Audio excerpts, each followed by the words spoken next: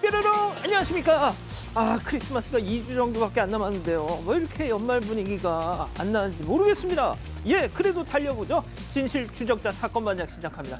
이 쿠팡에서 탈퇴한다는 이른바 탈팡, 닷새 만에 무려 200만 명 가까이 됐다고 합니다. 쿠팡은 고객 정보 유출에 따른 온갖 비판에도 어차피 니들 우리 거 쓴다면서 여유만만했죠. 과연 이 탈팡 행렬 일시적일까요? 아니면 시장의 판도 그 변화의 시작일까요? 오늘 출연자 소개 올리죠. 자, 김하은 아나운서, 양지열 변호사, 박상희 한국열린사이버대 교수, 박지은 변호사 나오셨습니다. 안녕하세요. 안녕하세요. 사진부터 달립니다. 자, 수서행 SRT에 손녀랑 같이 탔던 할머니, 손녀는 참 예쁘던데 할머니 매너는 영광이시더라 종내려 하신 안미나님. 자, 울산 롯데시네마입니다. 어두운 극장에서 흰 양말 어찌나 신경 쓰이든지 결국 자리 옮겼어요. 너도 종내려 하신 신인선님. 달걀이 길쭉한 게 완전 이상하게 생겼지 뭐예요. 혹시나 하고 깨봤죠? 뭐야? 어머! 별이 3개, 삼란! 로또 확률이라고 하던데 이번 주말에 복권 사야겠다 하신 이나연님. 한진 택배 기사입니다. 경무에도 항상 미소 잃지 않고 본이 되는 동료 나혜원 기사 힘내라고 전해주세요 하신 김하정님, 그리고 전유정님 모두 사랑합니다. 자, 재미는 물론 의리로 함께하는 아세사반 뉴스 15분! 대한민국과 전 세계 동포 가족 여러분의 시선을 모아서 출발합니다.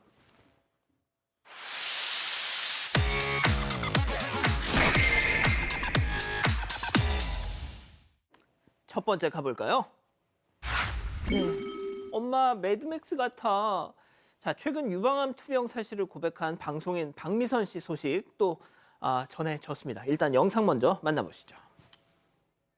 도저히 견디지 못하고 결국은 빡빡 밀기로 결정. 원장님이 머리를 3번째 깎아주고 있어. 건드리면 우수수 떨어져. 건드리면. 근데 최선을 많이 빠지셨어요. 엄청 많이 빠졌죠. 그러니까 수치구멍에 머리카락이 너무 무서울 정도로 푸릇푸릇하게 비구니 스님처럼. 드디어 싹 다 매드맥스 같아. 매드맥스. 매드맥스. 매드맥스 누구시? 그 퓨리오사. 퓨리오사. 그게 한심하지. 아유, 참 이거 뭐라고 말을 못 하겠네요, 정말. 저 좀 마음이 아프기도 한데 정말 퓨리오사보다도 더 멋지다고 말씀을 드리고 싶습니다. 방송인 박미선 씨가 본인의 유튜브 채널을 통해서 퓨리오사보다 멋진 저 모습을 직접 공개를 했는데요. 유방암 투병 과정에서 총 3차례에 걸쳐서 머리를 자르는 모습들을 담았습니다.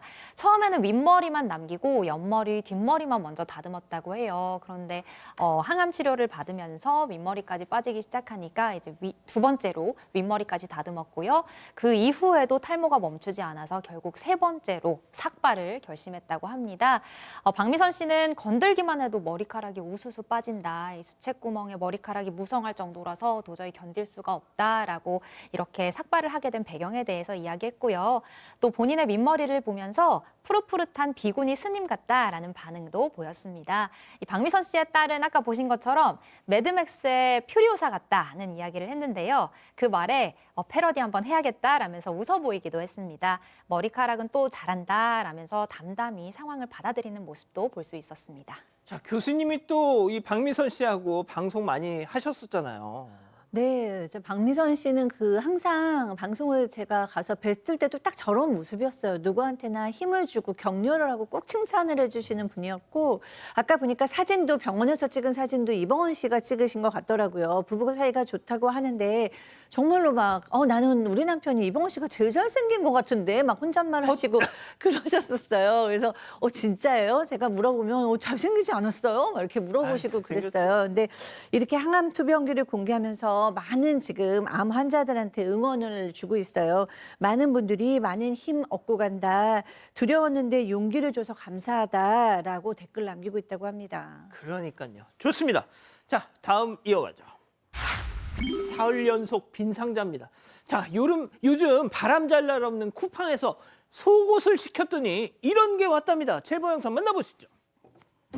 자, 로켓 타고 배송온 택배. 그런데 너무나도 가벼운 무게. 자, 일단 가위로 조심조심 저렇게 잘라서 개봉 박두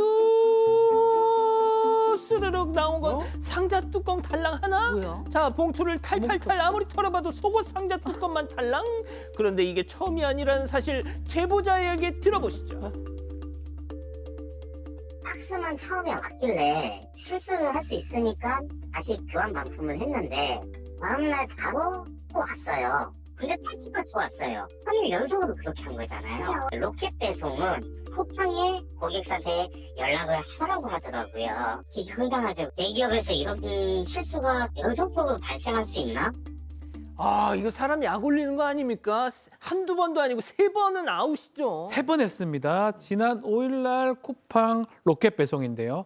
15,000원짜리 남성 속옷을 구매했는데 와보니까 저렇게 빈 상자, 속옷은 없습니다. 상자 뚜껑만 도착을 했고요. 어플을 통해서 환불해달라 요청하니까 이틀 후인 7일 날 왔는데 똑같습니다. 또 상자만 돌았고요. 어제도 다시 환불해서 요청하니까 어제도 마찬가지로 저 모습 그대로입니다. 상자 뚜껑만 왔다는 거고 3번째 지금 택배가 도착했는데 뚜껑만 도착한 상황입니다. 아, 이거 사람 뚜껑 열리게 하네. 자, 쿠팡 이거 아까 그 포장지를 보니까 판매자 발송이 아니라 쿠팡 본사 발송 같아요. 네, 맞습니다. 이 제보자분이 안 그래도 그 속옷 회사에 연락을 했답니다. 그랬더니 로켓 배송은 쿠팡 물류센터에서 관리하는 거니까 그쪽으로 연락을 해라라고 했다는데 3번째 이렇게 오니까 차라리 환불하겠다 싶었는데 3번째 택배를 가져가야 환불을 한다는 거 아니에요. 아직 안 가져가서 환불도 못 해주고 있다라고 하고 세상에. 그래서 차라리 아니 나 쿠팡 계정 탈퇴할래 그랬더니 어. 그것도 바로 진행되는 건 아닙니다. 탈퇴가 그렇게 쉽지가 않은 모양입니다. 몇 단계를 막 거쳐야 된다면서요. 그러게 말입니다. 그래서 이분은 진짜 무슨 개인 중고거래에서나 있을 바는 일인데 대기업에서 왜 이런 식으로 일을 처리했냐며 황당하고 답답하다고 말씀을 하셨습니다. 쿠팡. 아, 자, 다음 이어가죠. 자, 나만 안 맞으면 돼. 자, 털어도 나오는 황당한 사건들 첫 번째 제보 영상 만나보시죠. 자, 한밤중에 한 남성이 상자로 머리를 가리고 후다다다다다. 자, 그러다 멈칫하더니요. 가게 앞에 놓인 우산을 발견합니다. 잠시 고민하더니 넌 내 거 하면서 입으로 저렇게 딱 물고서 빠르게 우산을 들고 총총총 하네요. 한국인의 최절도품 자전거, 화분, 우산. 네, 그중에 우산입니다. 경기도 파주시에서 일어난 일인데요. 제보자는 반려동물 호텔 겸 미용업체를 운영하고 있대요. 지난 10월 9일 비가 많이 와서 가게 앞에 우산꽂이와 함께 우산을 놔뒀습니다. 가게 앞에 우산, 택배 가져가지 마세요라고 경고문도 적어놔서 아무도 가져가지 않을 거라고 좀 확실하게 생각을 하셨다고 해요. 자, 그런데 다음 날 우산이 사라져 있었습니다. CCTV를 확인해 보니까 밤 9시 40분쯤 한 남성이 박스를 저렇게 뒤집어 쓰고 걸어왔대요. 벽에 붙은 경고문을 보고도 우산을 가져가 쓴 뒤 들고 온 박스는 길바닥에 버리고 그대로 사라졌습니다. 제보자가 CCTV 속 남성의 사진을 뽑아서 경고문을 붙여놨는데 남성이 나타나지 않았고 결국 경찰에 남성을 신고했습니다. 자, 두 번째 제보 영상 만나보시죠. 자, 부슬비가 내리는 이른 아침에 건너편에서 총총총총 걸어오는 남성 좀 보세요. 자, 가게 앞에 놓인 우산꽂이 속 장우산을 쏙 그리고 팡 펼쳐들고 사라집니다. 저도 얼마 전 주말에 저녁 약속 갔다가 식당 입구에 놨던 장우산 하나 도둑 맞았습니다. 저게 그건 아닐 것 같긴 한데요. 너무 자연스럽습니다. 지금 아, 그냥 내 거야 그냥. 너무 자연스러워요. 어. 한 채 오차도 없습니다. 지난 10월 14일에 경기도 수원에 있는 제보자 운영하는 삼겹살집에서 일어난 일인데 저 우산들은 제보자 내지 직원들이 이제 꽂아둔 그런 우산입니다. 웬 남성이 총총총 다가오더만 진짜 한 채 거리낌도 없이 자기 거인 것 가져가는 모습이거든요. 너무나 황당해서 경찰에 신고는 안 했다고 하고요. 제보를 한 것이라고 얘기를 하고 있습니다. 예, 좋습니다. 마지막 사연으로 가보죠. 단순한 남편의 실수입니다. 자, 집단 지성의 판단을 받아보고 싶으시다면서 제보해 주신 사연 함께 들어보시죠. 안녕하세요. 저는 결혼 14년 차 평범한 50대 주부입니다. 저희 남편은 지나치게 단순한 성격이라 평소에 생각하는 걸 정말 싫어해요. 예를 들어서 꽃 한 송이 사와 달라고 하면 정말 딱 한 송이만 사온다던가 기념일 같은 거 안 챙겨도 돼 라고 말하면 정말 아무것도 안 챙겨줍니다. 이 정도는 뭐 그러려니 해도 같이 살다 보면 답답할 때가 한두 번이 아니에요. 하루는 남편이 설거지를 해주겠다더니 주방 세제가 다 떨어졌다는 겁니다.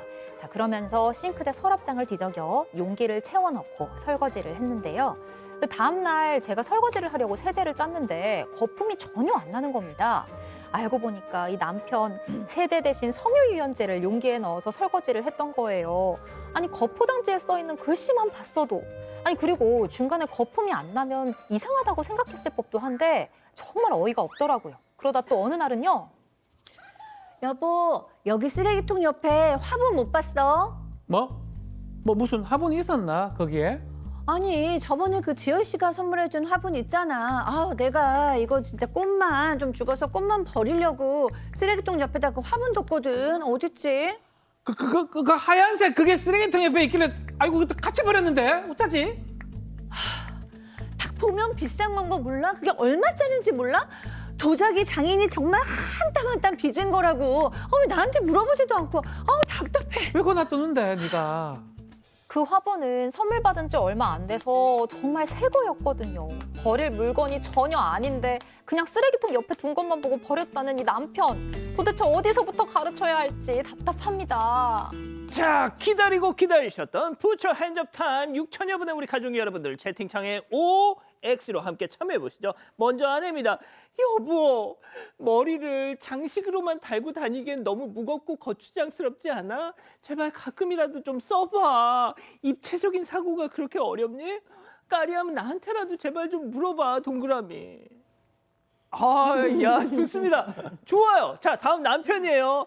쓰레기도 버려줘, 꽃도 사다 줘, 설거지도 척척. 신랑 자랑을 이렇게도 하는구나. 잘했군 잘했어. 그렇게 내무 안 누라지 X. 그렇습니다, 박 변호사님. 저도 이거는- 오늘 이 사연 보고 자랑을 이렇게 하시는구나 싶었어요. 아니 저는 이제 편들라고 하기보다는 그래요? 바뀌기가 어려운 거거든요. 그런 사실은 의미에서? 이런 성향 자체가. 그러면 한편으로는 남편 탓을 하지 마시고요. 아내분이 우리 제보자분이 더 잘 챙기셔야 됩니다. 분명히 이런 일이 계속 반복될 거예요. 이걸 가르친다 해가지고 바뀌지 않을 것 같고요. 더 섬세하게 챙길 필요가 있지 않을까 그런 생각이 드네요. 자, 교수님. 네. 저 그 답답하실 수는 있어요. 꽃 한 송이만 사줘. 그럼 딱 진짜 한 송이 사고. 결혼기념일 안 챙겨도 돼. 그럼 진짜 안 챙기고. 이러면 답답하실 수는 있는데 보니까 이 남편이 악의가 전혀 없이 좀 오해할 수도 있어요. 왜냐하면 쓰레기통에 옆에 있으면 저도 버릴 수도 있겠다는 생각이 또 들거든요. 화분에 별로 이렇게 뭐 욕심이 없을 경우. 그리고 섬유유연제를 또 싱크대에 넣어놓으셨다 그랬잖아요. 그럼 쓸 수도 있을 것 같아요. 사실 저도 좀 이렇게 예민하지 못하고 좀 무덤덤한 편이라서 그런 거 그냥 있으면 쓰고 그러거든요.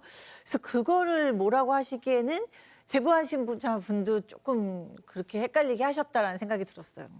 양 변호사님. 제가 이제 생활머리가 없다라는 말을 많이 듣는 편이거든요. 양 변호사님이요. 네. 그리고 꽃을 한 송이 사가라 그러면 한 송이 사가는 거지. 그럼 뭐예요? 어떻게 사가라는 거예요? 저는 이거 거기서부터 잘 이해가 사실 안 가는 거고 이런 스타일의 저 같은 스타일의 사람에게는 오히려 쉽습니다. 웬만하면 그냥 알아서 하라고 시키지 마시고요. 정확하게 짚어서 뭐 해 환경을 만들어 놓은 다음에 그것만 딱 시키세요. 그럼 그거 꽃 잘합니다. 10송이 사와. 예? 꽃 10송이 10송이 사와. 사와, 7송이 사와, 장미로 하나 사와 이렇게 지시하면 되는 거예요. 프롬프트에 뭘 명령을 입력할지를 정확하게 딱 정해놓고 그걸 시키시면 알아서 또 잘합니다. 그거는. 네. 챗 GPT 마냥 프롬프트에다 명령을 입력을 하라고. 정확히 입력을 해야죠. 예. 저는 그래도 아내가 힘들까 봐 설거지도 하겠다고 하고 그래도 사와달라는 것도 사와주고 좀 답답할 수는 있지만 착한 남편이라는 생각을 그래. 했습니다. 저희 가족분들께서는 이런 분들이 계셨어요. 스프링 79님과 아이디가 좀 어려운 분이 계신데 하기 싫어서 일부러 저러는 거다. 남편이 지능이 높은 거다라는 말씀을 해주셨고요. 비타민 누나님께서 지나가다가 오디션 회사에서 상인님을 모시려고 왔다고 연기 너무 잘하신다고 칭찬 주셨습니다. 그렇군요. 좋습니다. 예, 제보 메일, 제보 카톡 많은 연락 주시고요. 잠시 후 돌아옵니다. 채널 고정 리모컨 돈터치. 이건 그냥 정수기가 아니에요. 풀터치 기능이 탑재된 정수기죠. 디테일하게 조절하고 자주 사용하는 옵션은 즐겨찾기로 한 번에. 정수기가 참 프로페셔널하죠? 그래서 이름도 코웨이 아이콘 프로. 다시 한번 말하지만 이건 그냥 정수기가 아닙니다. 계속되는 혁신. 코웨이 아이콘 프로. 부담 경감 크레딧. 여러분, 사업체 운영에 발생하는 각종 비용, 그 부담을 덜어드리기 위해 크레딧 50만 원을 지원해드려요. 신청자 정보만 입력해 신청해보세요. 지금 바로 접속. 부담경감 크레딧.kr. Here for your trip? 호텔에서 말이야. 누군가는 인생 추억을 만들었대. 나는 어떤 방을 만나게 될까? 떠나자 트립을 믿고 호텔 최저가 보장제 24시 고객센터 호텔 예약도 트립닷컴.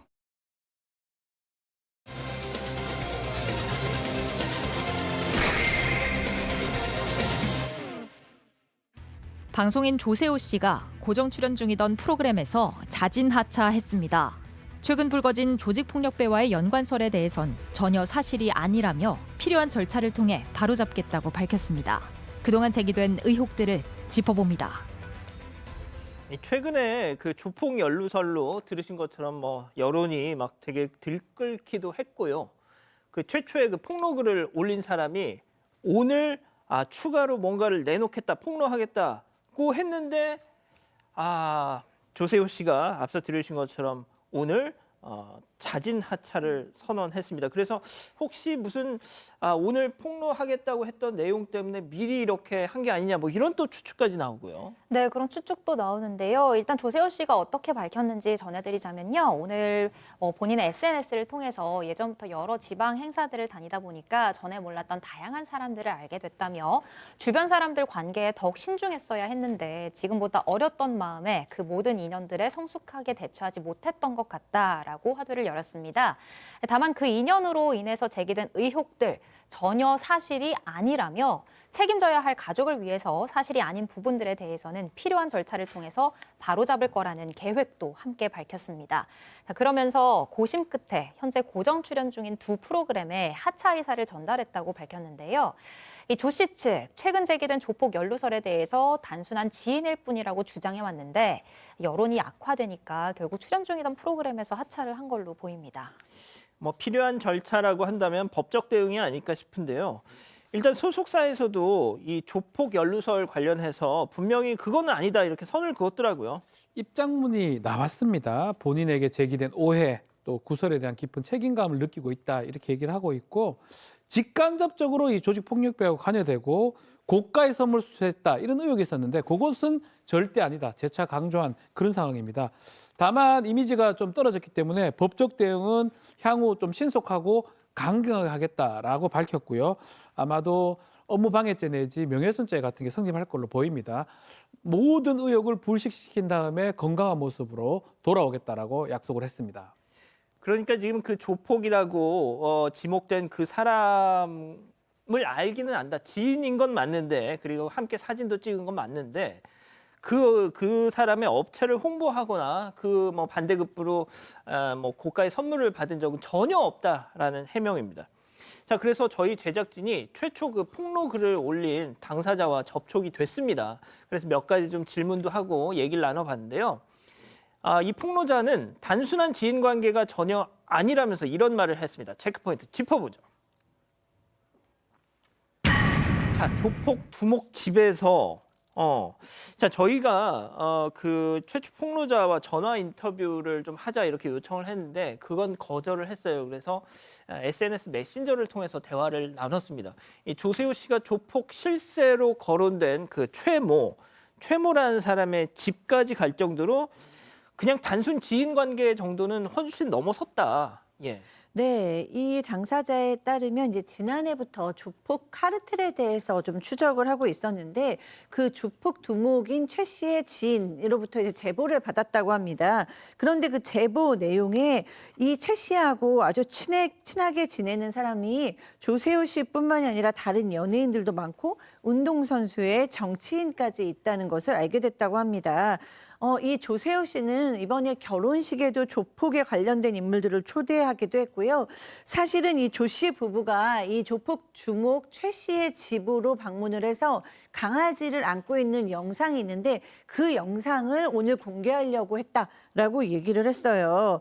그래서 저희 제작진이 그 영상을 좀 보여줄 수 있습니까? 했더니 영상은 보내줄 수가 없다. 그러면서 다만 일부 이미지를 확인시켜주겠다. 그러고 이제 확인을 시켜줬는데 방송에는 내보내지 말아달라고 얘기를 했습니다. 일단은 이제 조세호 씨가 다 하차하겠다는 그 결정에 대해서 뭐 존경과 박수를 보낸다, 존중과 박수를 보낸다라고 얘기하고요. 이 자료들을 외부에는 더 이상 공개하지 않고 개인적으로만 갖고 있겠다고 했습니다. 자진 하차를 결정한 조세호 씨의 결단에 존중과 박수를 보낸다. 뭐 또 이런 얘기를 했습니다. 자, 그런데 이제 양 변호사님, 제작진이 방금 이 내용과 관련해서 조세호 씨 측 입장도 물어봤어요. 예. 그렇습니다. 일단 조세호 씨 같은 경우에는 이게 이미지가 생명인 게 연예인인데 이게 자료도 부족한 거 가지고 그런 연예인의 생계를 위협하고 있다. 굉장히 부적절하다는 입장입니다. 이 최 씨라고 알려진 그 조폭이라고 알려진 그 사람 안진 한 10년 정도 됐는데 그 사람 결혼식도 왔고 또 집에도 간 적이 있긴 한데 그 사람이 조폭이라는 걸 몰랐다는 거고 지금도 사실은 모르고 있다라는 겁니다.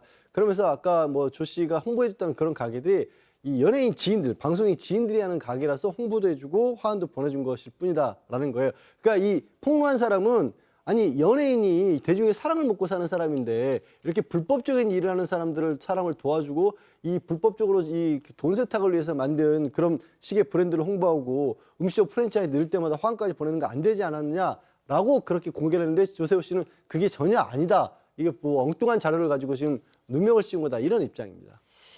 예, 뭐 일단 뭐 법적인 대응을 예고했으니까 그건 또 조세호 씨한테 맡겨놔야 될 것 같네요. 이번엔 또 이 방송인 박나래 씨 얘기도 좀 이어가 보겠습니다. 어제 한 유튜브 채널을 통해서 이 박나래 씨와 매니저들의 이 갈등이 깊어진 또 배경이 조금 더 자세하게 소개가 됐더라고요. 네, 맞습니다. 이 유튜브 채널을 통해서 공개된 바에 따르면 박나래 씨와 전 매니저들의 갈등은 신규 예능 촬영을 준비하는 과정에서 좀 본격화됐던 걸로 보입니다. 매니저들이 촬영에 앞서 필요한 짐을 미리 꺼내만 두라고 며칠 전부터 수차례 얘기를 했는데 박 씨는 처음엔 뭐 필요 없다, 그냥 갈 거다라고 대답을 했대요. 그러다가 출발 당일에 갑자기 와인잔, 매트, 조명 여러 가지 물건들을 찾아오라고 지시를 했고 매니저들이 집안을 뒤졌지만 찾지 못하자 스태프들이 보는 앞에서 강도 높게 질책을 했다고 합니다. 매니저들은 이날 촬영을 마치고 박 씨를 데려다 준 뒤에 퇴사 의사를 전달했다고 하는데요. 이 두 매니저가 1년 3개월 동안 일을 하면서 한 달 평균 400시간 넘게 일을 한 걸로 전해집니다. 4-5명이 해야 할 업무를 여성 매니저 2명이 나눠서 한 거고 시간외 수당만 계산해도 이미 억대에 달하는 수준이다라는 게 매니저들 측의 주장입니다. 매니저들은 그러면서 당초 약속했던 수익 배분도 지키지 않았고 미지급 비용도 정산해주지 않는 등 퇴직금 관련해서도 박나래 씨 측과 이견이 있다라고 밝혔습니다. 한편 경찰은 전 매니저들의 고소장을 접수했다고 밝혔고요. 조만간 고소인들을 직접 불러서 조사를 실시할 걸로 보입니다. 일단 뭐 어제도 전해드렸지만 박나래 씨랑 이 매니저들 뭐 자기들끼리는 일단 화해를 했다고는 했잖아요. 그런데 이게 뭐 화해를 했다고 해도 또 수사는 이어질 거라는 게 지금 뭐 전해지는 내용입니다. 자, 그런데 박 변호사님, 예. 이 박나래 씨 매니저들이 폭로한 내용들 중에 상당수가 이 술과 관련된 얘기들이 많더라고요. 그래서 그렇죠. 이제 이 박 씨 지인들이 예전에 어떤 뭐 방송이나 이런 데서 공개했던 박나래 씨의 어떤 술버릇과 관련된 얘기들이 새롭게 좀 조명을 받고 있어요. 자, 유재석 씨가 얘기했던 부분이 있습니다. 박나래 씨가 뭐 본인이 얘기하기 한 얘기인데 주사가 있어서 방송 사고 날 수 있다. 술 좀 끊었으면 좋겠다. 이런 조언을 유재석 씨가 선배로서 한 적이 있다라고 박나래 씨가 본인이 얘기한 바도 있고요. 신동엽 씨도 한 예능에서 야, 이렇게 술 너무 처음에 봤을 때 많이 마시니까 인상이 안 좋았다. 이런 얘기를 했다고 합니다. 과거에는 이제 재밌게 웃음으로 이게 소비가 됐었는데 각종 이제 의혹하고 특히 술 강요라든지 이런 것들하고 맞물리면서 다르게 지금 해석되고 있는 상황이고요. 특히 박나래 씨 어머니가 한 예능 프로그램에서 얘기를 했대요. 술을 좀 강요하는 경우가 있었다고 합니다. 동생한테 했다고 해요. 아, 박나래 씨가 예, 동생한테. 친동생한테. 근데 이게 가족은 가족이지만 딴 사람한테 그렇게 하면 안 되겠지 않느냐라고 얘기했는데 이번 상황하고 좀 매치가 되는 것 같습니다. 예, 그렇군요. 알겠습니다. 예, 일단 첫 번째 이렇게 정리하고요. 두 번째 사건 이어갑니다.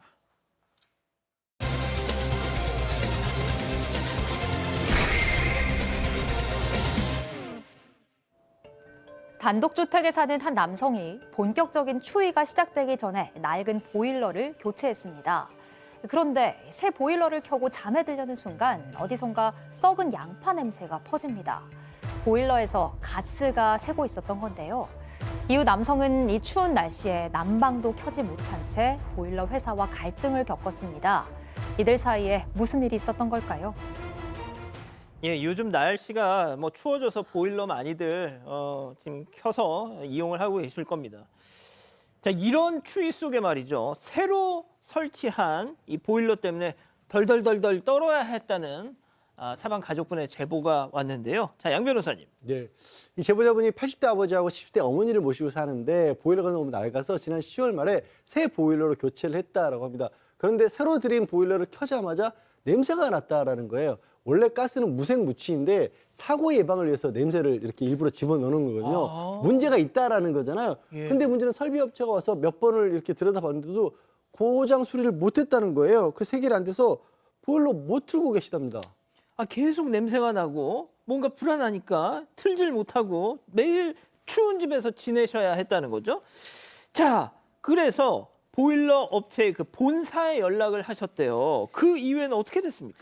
네, 이제 보일러 업체 본사에 문의를 넣었더니 본사 직원들이 이제 집을 방문을 했어요. 이제 보다가 가스 냄새가 나는 건 새 보일러라서 그렇고 이 냄새는 보일러 연통 내부에 있는 불순물들이 타고 있는 냄새다라고 하면서 보일러 연통을 교체하라고 했어요. 그래서 보일러 연통을 교체했습니다. 그러고 나니까 이제 안심하고 쓰셔도 됩니다라고 얘기를 했어요. 그런데 문제는 이렇게 연통을 교체한 후에도 냄새가 계속 난 거예요. 그래서 본사에 다시 연락을 했더니 아무 문제 없다 이러고 답이 왔습니다. 그래도 계속 그 냄새가 나니까 이제 걱정이 되잖아요. 그래서 한국가스안전공사에 연락을 해서 좀 이러이러하다 이렇게 이렇게 설명을 했더니 공사 직원들이 나와서 검사를 했어요. 그랬더니 가스가 누출되고 있다라는 사실을 알려줬습니다. 그것도 그 누출 측정한 기계 숫자가 80이 나왔어요. 근데 저 80이라는 숫자는 폭발 가능한 가스 농도의 80%까지 도달했다. 폭발이요? 네, 굉장히 좀 심각한 수죠. 위험했던 겁니다. 이게 20%만 넘어도 1차 경보를 울리도록 설정돼 있는데 이미 뭐 20%는 예전에 넘겨서 경보치 이상을 도달했기 때문에 적색 경보도 뜬 상태였다고 합니다. 자, 이걸 전해들은 제보자는 본사에 연락을 했고요. 본사 AS 기사가 방문을 해가지고 부품을 교체한 뒤에 이거 불량 여부는 나중에 다시 연락드릴게요 했대요. 그래서 그 연락을 기다려. 함흥차사야. 그래서 제보자가 먼저 전화를 했답니다. 당시 통화 내용 직접 들어보시죠. 엄밀히 얘기하면요. 우리 집에 가스가 샜어요. 그러면 그걸 못 발견한 게 그 사람 잘못인 거고요. 저희는 우리 계측기로는 미세하게 안 나오는 거예요. 그러니까 고객님 이거 확인해보니까 안 나오네요. 걱정하지 마시고 쓰세요라고 얘기했던 건데요. 냄새는 조금 날 수는 있어도요. 그게 고객님 인체에 해롭다거나 그런 양이 아니에요, 고객님. 근데 그렇게 해서 쓸 사람은 제 생각에는 세상에 아무도 없고요. 왜냐하면 집 전체에 냄새가 나니까요, 가스 냄새가. 그리고 가스 근데 피해를 보셨어요, 고객님? 아니, 아까 폭발 가능성 80%라며. 이게 아무래도 연락이 안 오니까 이게 8일 지나고 연락했을 때 했던 통화 내용입니다. 근데 내용이 좀 충격적이죠. 그때까지 검사 진행조차 제대로 하지 않는 상태였고요. 통화 내용 지금 좀 들어보면 제보자를 탓하는 듯한 응대 내용으로 계속 됩니다. 그러면서 하는 말이 우리 계측기를 검사해 보니까 아주 미세한 양만 누출이 된다. 인체에 해로운 양은 아니다라고 하니까 제보자가 그렇게 계속합니다. 이렇게 계속 누출이 되고 냄새가 나는데 이걸 누가 쓰느냐? 이거 쓰는 사람이 어디 있겠냐? 80%. 80. 근데 본사 관계자는 근데 피해 봤냐고 황당한 답변을 내어놓았다고 합니다. 피해 보셨어요? 자, 그래서 제보자는 본사 관계자한테 본사 책임은 없는 겁니까? 이렇게 좀 항의를 하셨어요. 자, 본사 관계자 이상한 논리를 꺼내듭니다. 체크포인트 짚어보죠. 죽으라고 하면 죽을 거예요. 자, 이어서 통화 내용 들어보세요.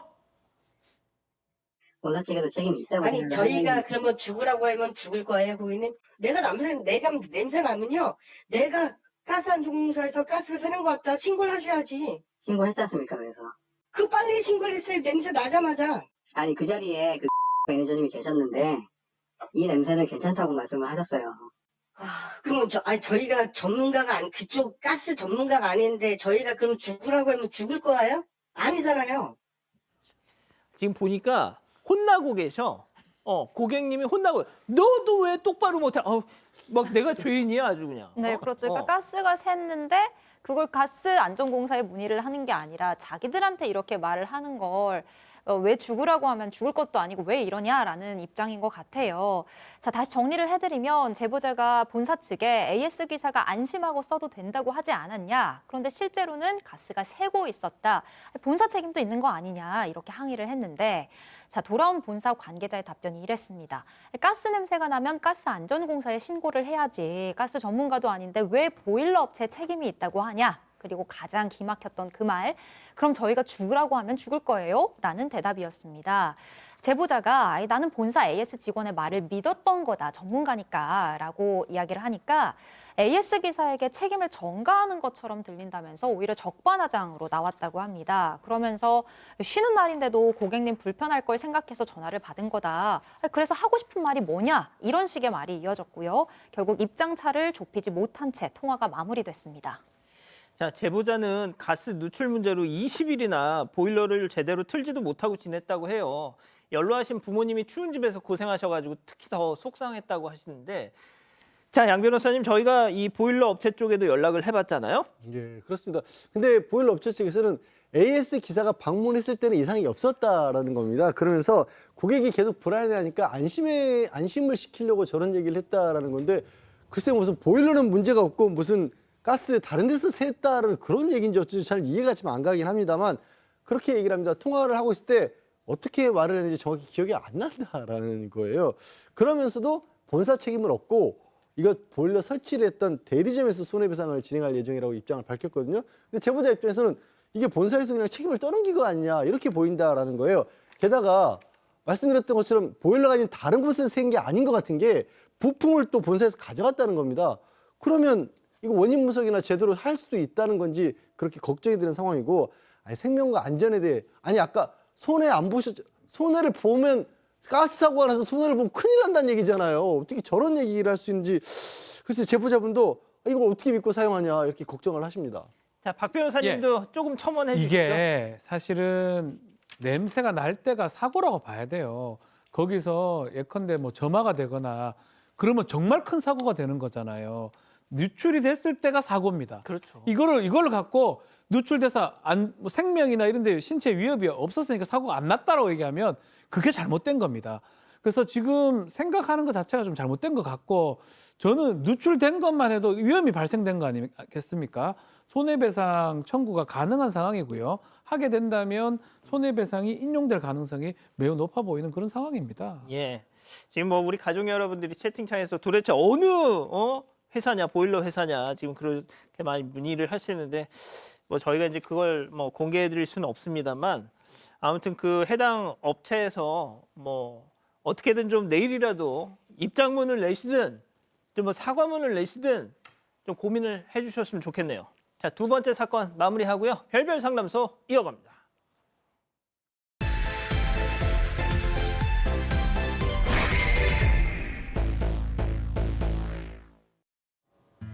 두 여성이 아버지를 보러 병실에 들어섭니다. 그런데 이를 본 중년 여성, 갑자기 두루마리 휴지를 내던지는데요. 급기야 막말까지 쏟아내며 여성을 병실 밖으로 내쫓으려고 합니다. 하지만 아버지의 얼굴엔 그리움과 반가움이 가득한데요. 과연 이들 사이에 무슨 일이 있었던 걸까요? 예, 오늘은 어머니의 유산을 지키기 위해서 용기를 낸 한 사반 가족분의 제보네요. 네, 그렇습니다. 제보자는 40대 여성입니다. 어린 시절부터 어머니께서 공사판에서 일을 하면서 생계를 유지해 오셨어요. 그러니까 아버지는 뭐 제대로 된 일을 하신 적이 없었어요. 그러던 어머니가 약 20년 전에 신장 질환으로 투석을 하기 시작했습니다. 그 와중에서도 이 자식들한테 폐를 안 끼치려고 어머니께서 나가서 폐지도 주우셨어요. 그런데 그때도 아버지는 뭐 일을 하지 않으셨습니다. 그래서 생활비나 병원비도 다 이 두 자매가 다 됐어야 해요. 그런데 어머니는 이렇게 노력을 하셨지만 7년 후에 이제 결국에는 세상을 떠나셨고요. 사망보험금이 나왔습니다. 그런데 이 아버지께서 그 돈을 두고 어차피 내가 떠나면 이 돈 다 너네 거다라고 얘기하면서 프랜차이즈 떡볶이 가게를 차렸는데 뜻밖의 이 가게가 대박을 터뜨렸다고 합니다. 아, 엄마의 이 사망보험금을 가지고 혼자 남은 아빠가 프랜차이즈 떡볶이 가게를 차렸는데 세상에 이게 팍 대박이 난 겁니다. 자, 그런데 이 돌아가신 엄마의 빈자리 생각보다 너무 빨리 채워졌어요. 네, 어머니와 사별한 지 2년밖에 되지 않았는데 아버지에게 새로운 여자친구가 생겼습니다. 하하. 네, 아버지가 이 딸들이랑 이 새로운 여자친구랑 만나게 하려고 계속 만남 자리를 좀 주선을 하셨대요. 그렇지만 이 제보자랑 동생은 아직 엄마 돌아가신 지 얼마 안 됐으니까 좀 그렇다라면서 그래. 거절을 했다고 합니다. 그런데 어느 날 아버지가 점심이나 먹자 하고 불러내서 가봤더니 그 여자친구랑 같이 계신 겁니다. 제보자가 안녕하세요라고 인사를 했는데 이 여성이 네 한마디만 하고는 제보자를 좀 위아래로 훑어보면서 냉담한 반응을 보였다고 해요. 그리고는 식사 내내 딸들이랑은 이야기도 별로 안 하고 아버지랑만 얘기를 하고 그래서 아무래도 여성과의 만남을 피한 제보자에게 좀 불만이 있어 보였다고 합니다. 당연히 이 딸들 입장에서는 좀 불편했을 텐데 그런데 이후에 아버지가 혼인신고를 먼저 해버리고 딸들에게 통보만 해버립니다. 만약에 이 아버지가 딸들 허락이 있어야 당신하고 혼인신고를 하겠다고 했으면 그 첫 만남 자리에서 그렇게 퉁명스럽게 했겠습니까? 내 자네하고는 혼인신고 바로 할 거야. 나중에 애들한테 알려주면 되지 했으니까 네 뭐 이랬겠죠. 자, 하지만 아버지의 돌발 행동은 끝이 아니었습니다. 직접 제보자 얘기 들어보시죠. 근데 아빠 그러면 그 아줌마 뭐 빚은 없어? 이랬더니 조금 마이너스 통장은 빚이 조금 있다고 했대요. 전혀 경제활동도 못하고 그때 당시 아빠가 전부 다 그 아줌마 뭐 통신료도 내주고 있었고 또 사준 거죠. 근데 그때도 말씀드린 것처럼 돈이 없었잖아요. 이 여자는. 그러니까 그것도 아빠의 돈인데 그게 본인 돈으로 매입을 했다고 한 거예요. 어헛. 그렇죠. 일단은 떡볶이집의 사장 역할을 합니다. 와서 계속적으로 직원들한테 갑질을 좀 했던 것 같아요. 나가라 뭐 그래서 결국은 그 주방 이모라 그러죠. 뭐 몇 달 사이에 4번이나 바뀌었다고 그러고 아이고야. 결국은 지인이 와서 조용해졌다고 해요. 재혼 3년쯤 지났을 때 더 문제가 생깁니다. 아버지가 오피스텔 하나 사서 월세 받겠다고 선언을 했는데 나중에 알고 보니까 명의자가 새엄마였어요. 마이너스 통장밖에 없었는데 본인이 샀다고 막 얘기를 하면서 됐는데 비슷한 시기에 여동생이 결혼을 했는데 지원금을 하나도 못 받았거든요. 이 일로 제보자하고 아버지 사이에 갈등이 깊어져서 관계도 멀어졌다고 합니다.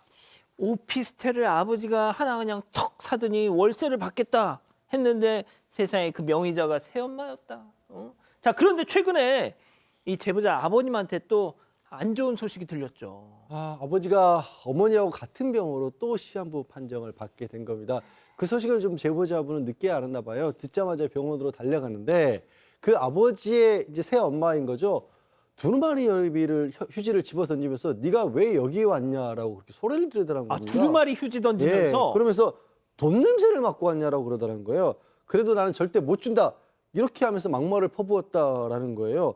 아니 그나마 다행인 거는 병상에 누웠던 아버지가 내가 잘못한 게 맞다. 와줘서 고맙다. 이러면서 또 손을 내밀었다고 하네요.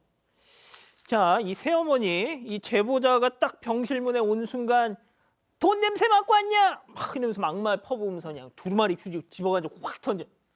자, 그런데 아버지가 그 위독하던 그 순간 새어머니의 수상한 행동이 포착이 됩니다. 얘기 들어보시죠. 아빠 중환자실에 입원해 있는 기간 동안에 자동화 기계에서 100만 원씩 계속 기출을 해버린 거예요. 그다음부터 이것저것 거래량을 확인하다 보니까 뭐 손이 떨리기 시작을 하는 거예요. 막 주변에서도 하는 말이 왜 엄마 보험금으로 산 본인이 다 가져갔냐 이거죠. 자, 아버지가 진짜 병실에서 막 그 위중한 그때 새엄마라는 사람은 병원 밖에 있었다. 네, 그것도 이체를 하고 있었죠. 자, 일단 아버지가 돌아가신 후의 상황을 먼저 말씀을 드리면요. 아버지가 돌아가신 후에 이제 가족끼리 조용히 장례를 치르기로 결정을 했는데, 근데 갑자기 새엄마가 그런 게 어딨냐면서 주변 사람들한테 우리 남편 죽었다, 장례식장으로 와라 하면서 자신의 계좌번호까지 적힌 문자를 단체로 쫙 뿌렸다고 합니다. 그래 놓고서 정작 장례식장에서는 힘이 없다면서 손 하나 까딱하지 않고 잠만 잤고요. 그럼에도 불구하고 유족연금이랑 보험금은 누구보다 빠르게 신청을 했다고 합니다. 심지어 아버지 남편의 영정사진도 제대로 챙기지 않았다고 해요. 자, 그런데 그 이후에 제보자가 아버지 통장을 정리하는데 이때 그 충격적인 사실을 알게 됩니다. 아버지가 중환자실에 있던 동안에, 사경을 헤매던 동안에 통장에 있던 돈이 모두 새어머니 계좌로 이체가 돼 있었고, 아버지가 운영하던 떡볶이 가게, 그 대박이 난 떡볶이 가게도 이미 팔아서 대금까지 새어머니가 챙긴 상태였습니다. 자, 정리하자면은 아버지 재산은 지금 없는 거잖아요. 엄밀히 말하면 아버지 남은 재산은 새엄마하고 같이 공동 명의로 된 집안채뿐입니다. 결국 현금이나 이런 것들 다 새어머니가 가져갔다는 생각밖에 안 들었죠. 그래서 제보자하고 동생 같은 경우는 따져야죠. 따졌죠. 왜 우리 아빠 재산을 다 가져갔냐 아주 따졌고요. 새엄마가 오히려 반문을 했다 해요. 아니, 방문도 한 번도 안 온 자식들이 그런 말을 할 자격이 있냐라고 얘기를 했는데, 병문안 같은 거. 근데 CCTV 까보자. CCTV 우리 많이 왔다. 기록 다 찍혀 있다라고 얘기를 하니까 또 말을 돌려댑니다. 어떻게 해요? 어떻게 돌리냐면 어쨌든 나는 법적 배우자이기 때문에 남편이 나한테 준 건데 뭐가 문제냐라고 따지기 시작했다라고 합니다. 그렇게 되니까 이 제보자 비롯해서 여동생 같은 경우는 떡볶이집 이렇게 가게를 차릴 수 있던 계기가 우리 엄마의 사망보험금으로 했던 거기 때문에 어떻게 보면 시드머니가 그거잖아요. 이게 시드머니죠. 종잣돈이라고 할 수가 있죠. 그래서 그 차린 가게는 돌려줘야 되는 거 아니냐라고 또 따졌다고 해요. 그래서 따지니까 새어머니가 했던 말이 뭐냐 하면 그거는 나한테 따지지 말고 너가 아버지한테 따져라. 왜 내한테 그런 말을 하느냐라고 반박을 했다고 합니다. 진짜 이겁니다. 지금 어떻게 보면 오피스텔이든 뭐든 그냥 출발이 됐던 돈은 우리 엄마 사망보험금이잖아요. 그래, 뭐 너 다 가져. 대신 우리 엄마 그 돈은 내놔. 이거지 않습니까? 그러게요. 근데 지금 지금 새엄마라는 사람이 아버지가 살아계신 동안의 돈들을 다 이렇게 이체를 해갔다고 했잖아요. 이럴 수 있는 권한은 없습니다. 배우자라 할지라도 보통 일단 가사 생활하는데 필요한 정도의 돈은 공동으로 쓸지 몰라도 분명히 대한민국 법은 부부 별산제이기 때문에 다른 남편 돈이거든요. 이거는 불법적인 거라서 형사 고소가 가능할 수도 있을 것으로 보이고, 설령 보험금이라든가 아니면 원래 아버지의 재산 중에서 상속을, 일단 법적인 배우니까 상속을 받을 수 있다고 할지라도 딸들도 마찬가지로 같이 상속을 받을 수 있는 권한이 있어요. 그거를 침해하는 범위에 대해서는 아버지가 지금 생전에 증여한 게 아닌 한 이거 상속 회복 청구권을 행사를 해서 일정 부분 돌려받을 수 있게끔 할 수 있을 것으로 보입니다. 자, 교수님이 정리 좀 해주시죠. 네, 뭐 이 아버지는 나쁜 분은 아니지만 상당히 무책임하고 또 무능하고 끌려다니는 성품 같아요. 반면에 딸들은 엄마에 대한 태도나 아버지에 대한 태도 봤을 때 굉장히 책임감이 강하고 또 희생적인 면모가 있죠. 근데 친엄마가 이렇게 너무 고생하다가 돌아가셨기 때문에 마음이 너무 아프셨을 것 같습니다. 그 와중에 이제 만난 계모가 너무 막 휴지를 던지고 막말하고 폭언하고 뭐 막 이러니까 사이가 좋을 수가 없죠. 이 계모는 좀 사나우신 분 같고 경제적으로나 심리적으로나 사인을 좀 조종하는 분이잖아요. 타협이나 뭐 진중한 대화는 어려울 것 같고요. 다행히 변호사님께서 긍정적인 얘기해 주셨으니까 조용히 법적 수순 밟아 나가시는 게 맞지 않을까 싶습니다. 예, 양재열 변호사님 말씀 잘 참고해 주십시오. 자, 별별 상담소 마무리하고요. 글로벌 픽 이어갑니다.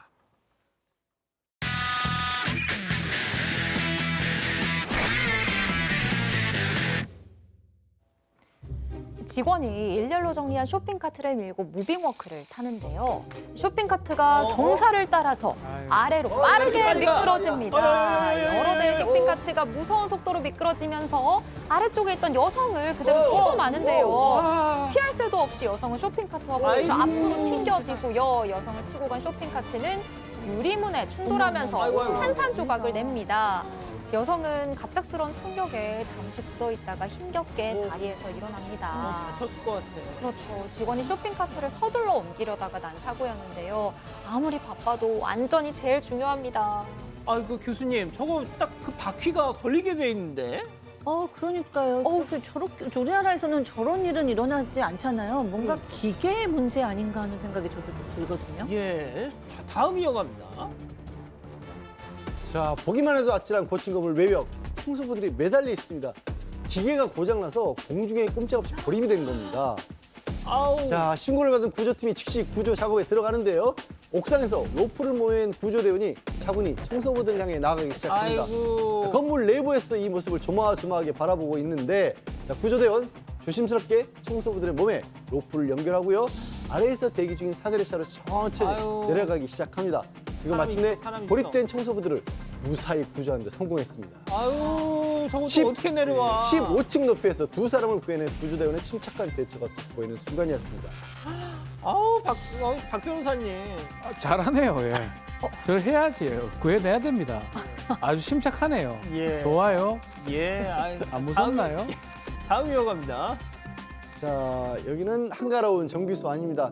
사람들이 편히 기다리면서 휴식을 취하고 있는데요.